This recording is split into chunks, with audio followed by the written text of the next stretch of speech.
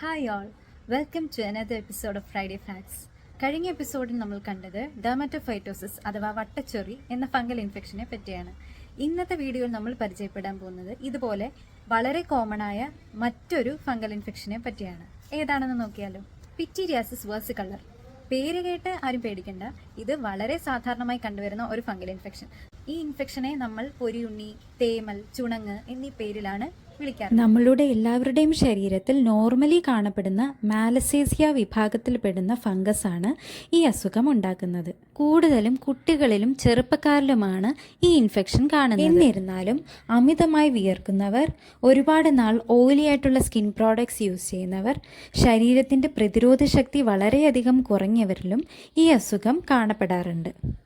അതുപോലെ തന്നെ നമ്മളുടെ ഈ ചൂടും ഹ്യൂമിഡിറ്റിയും കലർന്ന കാലാവസ്ഥയും ഒരു വില്ലനായി മാറാറുണ്ട്. മുഖം, കഴുത്ത്, തോളുകൾ, നെഞ്ചിന്റെ ഭാഗം, മുതുക് എന്നിവിടങ്ങളിൽ വെള്ള നിറത്തിലുള്ള പാടുകളായാണ് ഇവ കാണപ്പെടുന്നത്. ചുവന്ന പാടുകളായും തവിട്ട് നിറത്തിലുള്ള പാടുകളായും ഇവ കാണപ്പെടാറുണ്ട്.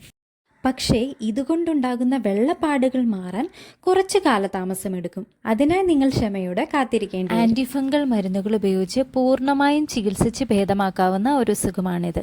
അതുകൊണ്ട് തന്നെ ഈ സിംറ്റംസ് കണ്ടാൽ നിങ്ങളുടെ ഡെർമറ്റോളജിസ്റ്റിന്റെ അടുത്ത് ചെന്ന് ചികിത്സ ഉറപ്പുവരുത്തുക. So see you next Friday. Till then, bye.